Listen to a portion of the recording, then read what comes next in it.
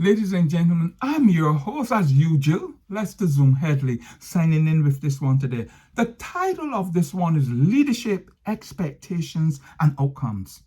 Leadership Expectations and Outcomes, all in a nutshell. In a nutshell. What do you expect from fruitful, intellectual leadership? You expect consistency and excellence to dominate the cracks, the goal setting purpose, and the way people have dedicated themselves under your leadership, under your management. You don't expect to have a crappy directions, no. You don't expect decisions of great magnitude and shortfalls following them, no. You don't expect wishy-washy behavior, no. However, whatever opportunities that comes before you oftentimes bring about good changes, a mixture of whatever to stimulate, sustain, or keep the toxic culture going. So we got to be balanced. We have to be balanced. Leadership, such leadership is void of meaningful structure and planning measures. And useful development is most certainly useless and seldom practiced. If you want consistency and excellence, you do what is right. By respecting people, care, consideration, just don't use a lot of fancy words and phrases that means absolutely nothing in your mission, vision, statement. It means nothing. Live it. Work by it. Let it guide you. Let people who work for you, who are part of you, to see in your leadership and your expectations will enhance your outcome. So you have to start working. Look, if you have the same ugly, useless behavior continuing in management, then the culture is going to remain stagnated, toxic, and killing, damaging, disrupt the mentality of your workers. It even going to affect you, bottom line or wherever. Okay, we got to make sure that if we have leaders, they are intelligent. They're not dumb and daft and useless. And that's what we have in so many organizations today in your leadership setup, in your organizational setup. I kid you not. There are signs in leadership that tells you so much and show you exactly what I'm saying. But if you turn a blind eye, if you turn a blind eye to it, you will not see it. You will go on believing that you are so good and you're treating employees good and your business is growing and is a good benchmark and a proper example. No, your business could be doing less, treating your employees unkind. Okay? Don't do that.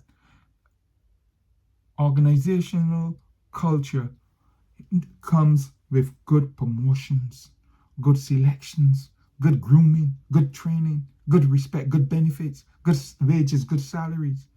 Poor management sustain favoritism among certain employees and management that you can see no future in, but you keep them there because they're doing an ugly job like in the 1930s, 1940s, 1950s, 60s, and 70s, even in today's context, 2026.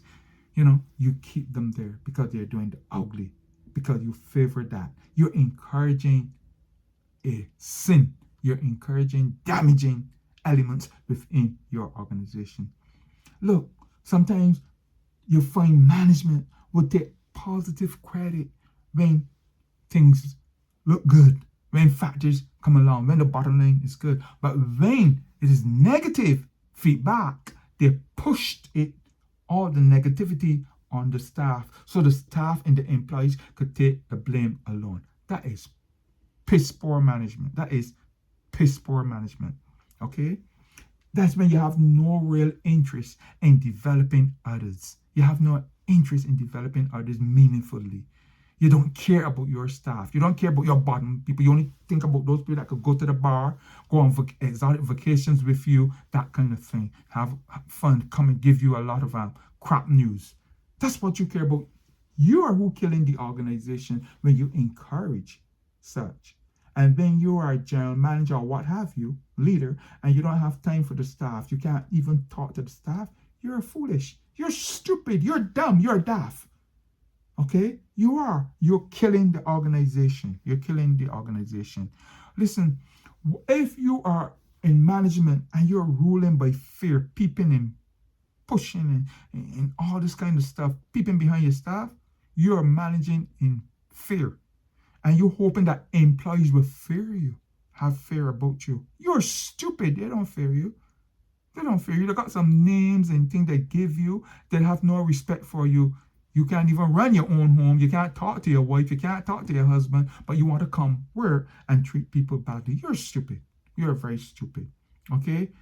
There is no effective communication and engagement or goal setting and planning in toxic organization, poor management systems. They're none.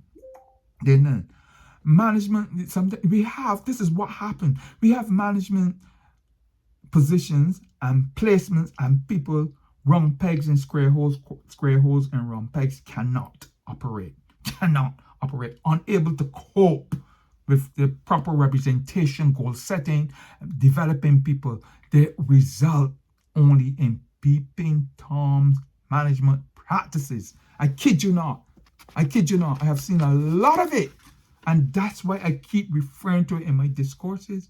It's bad for management. Those people should be going to the college or university to upgrade their skill sets. They're poor management because poor leaders training poor managers to behave that way. Okay? There is no scene of staff feedback. You don't seek staff feedback because you're afraid. What are you afraid of? You're afraid because of all the nonsense that you'll be doing that the staff is going to bring it up and expose you. All your shortfalls then will come to light. You are a total disgrace, whoever you are. I'm not talking to one person. I'm talking to anybody that in management that doing poor. This should stop you and help you to fall in line. You want people to toe the line. You want people to be fearful of you. No, that's not management. That's not management. Look, you created so many management crises among people. Okay, every quarter, every day, you put people in the panic mood. Okay, you try to belittle them. You try to talk down to them and talk at them, not even with them, because you yourself don't understand that you need to speak with, not at and down to people, regardless of their color, regardless of their gender. Okay? Don't hide behind the word diversity. No, you're hiding. You're hiding. Come with proper measurements. Stop placing Band-Aid and plasters on the deep cuts. Come on. You're hoping for a blowover. You're hoping that doesn't work like that. You have to have techniques. You have to have goals. You have to have a development in your mindset. You have to have education. You have to have ongoing training, upgraded training all the time. You're a manager for 30 years, 20 years, and you never went back to school. You never went to have training. What the hell do you think it is? All these young people coming in, bright people coming in. You don't know where some people come from. They might be the sweeper, but that doesn't mean that they were always a sweeper. Come on, stop fooling your naked self. Stop fooling your naked self.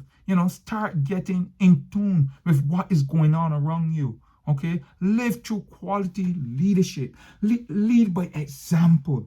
Okay, lead for greater expectation and greater outcome. First, look at yourself. Look at yourself. Look and see what you're doing wrong. Look and see where you can change. Seek help. Go and get training. I kid you not. Get training. Read up. Do something. Improve yourself. If you are a manager of people or you remain daft, ignorant, arrogant, and stupid. I kid you not. Lester Zumheli signing out on this one. Thank you.